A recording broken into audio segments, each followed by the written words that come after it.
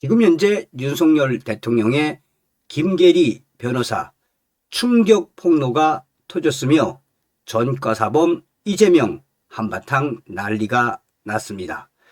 이재명의 이적질과 70명 텔레그램 발칵 뒤집어졌습니다.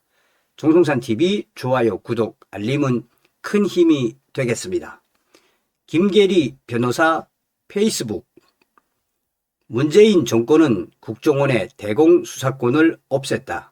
군의 간첩을 잡는 기무사도 없애버리고 조직을 축소시켰다.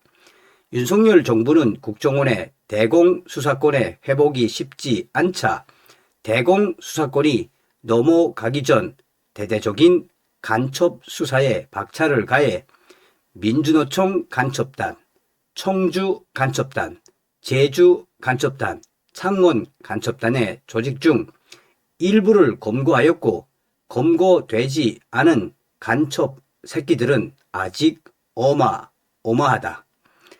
내가 폭로하는 위 내 간첩단 사건의 변호인 중 한 명이 윤석열 대통령 탄핵 심판 소추인 측 변호사와 이름이 같더라. 충격적인 것은 간첩 새끼 변론하는 변호사가 대통령 탄핵 심판에 관여하다니 더 말하지 않겠다. 이후 2024년 1월 결국 대공수사권이 경찰로 넘어갔지만 경찰의 간첩 수사는 경험이 부족하다.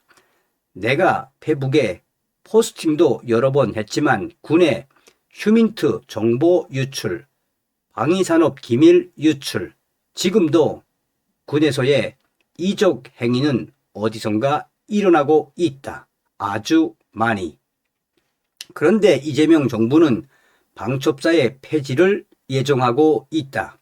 그럼 간첩은 누가 잡나? 간첩 새끼들한테 나 잡소 다 포가서 퍼줄 거냐? 이재명의 방첩사 폐지, 이것이 바로 이재명의 이적질인 것이다. 총칼 없는 전쟁인 하이브리드 전에서 적을 일없게 하는 것, 아군의 전력을 파괴시키는 것, 방첩사 부지에 아파트를 짓는다고 기가 찰 노릇이다. 분노하기도 지쳤다. 윤석열 정부 국무회의실은 대통령실과 같은 건물, 다른 층이다. 12.3 비상계엄 당시 국무회의는 그 긴급성상 대통령실 바로 옆에 대접견실에서 이루어졌다. 이를 두고 국무회의니 아니니 내란이라던 것들이 지금 텔레그램 방에서 잡담하는 걸 국무회의라고 자빠져 있다. 재미있는 것들이다. 과연 이재명이는 텔레그램 단톡방에서 무엇을 하고 있는 것일까? 단독 이재명님 입장하셨습니다. 70명 모인 텔레그램 방의 정체.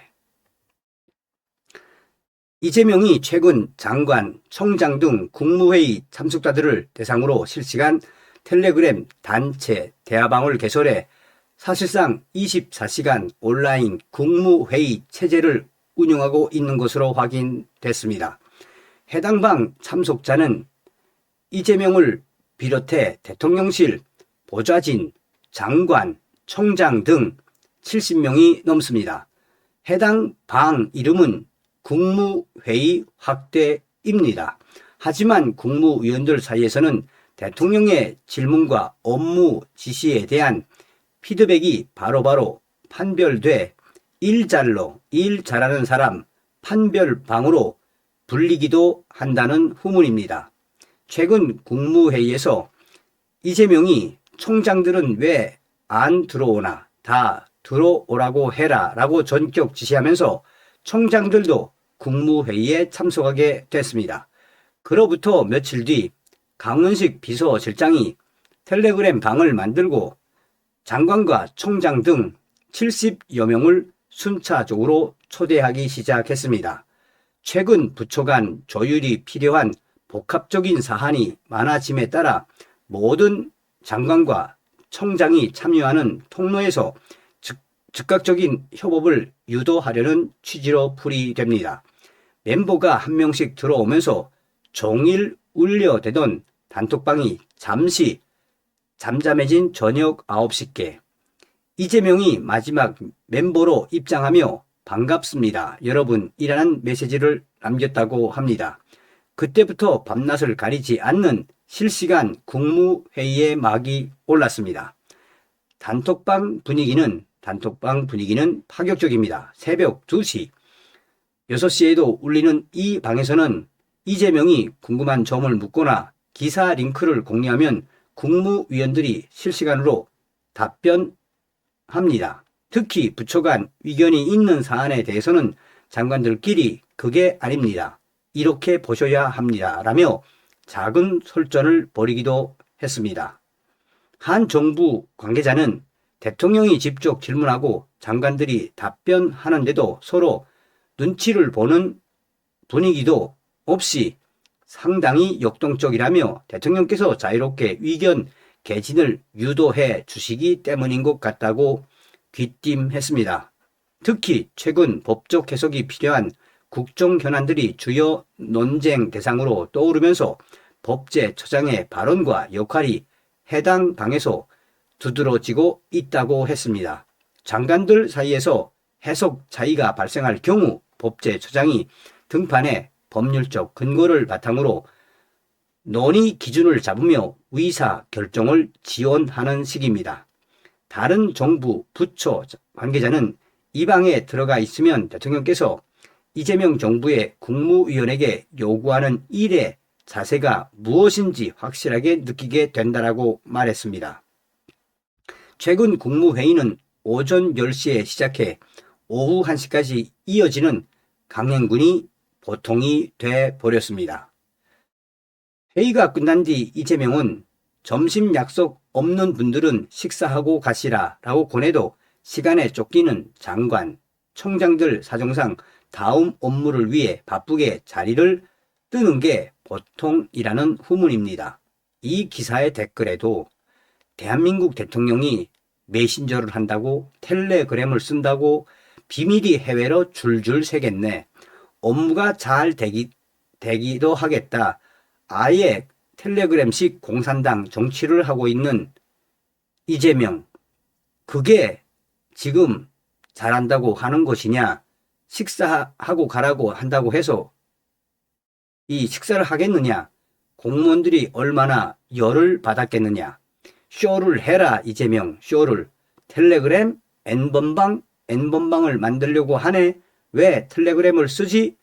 이재명, 범죄자가 분명하네, 범죄자들끼리 대놓고 범죄를 저지르겠다라는 모양 아니겠나 라는 반응이 뒤따르고 있습니다. 자, 계속해서 김계리 변호사, 재미있네, 원화 절하 방어에 73억 달러, 약 10조 5천억 원 외환 보유액 써라는 헤드라인이 사라졌다. 미국 재무부 환율 정책 기반 보고서 환율 관찰 대상국 재지정 관련 기사인데 수정된 제목은 원화 약세, 소학 개미로 완전 다른 느낌의 기사가 되었다. 그러나 이미 원문이 여기저기 캡처되어 많이 퍼졌더이다. 이재명, 찢는 건 정말 겁나게 잘하는 이재명. 자, 어떤 생각이 드십니까? 이제 이 김계리 변호사의 페이스북 글을 한 2, 3일 전거를 싹 정리를 해본 건데요. 한마디로 김계리 변호사가 왜 전과사범 이재명을 박살을 냈겠습니까?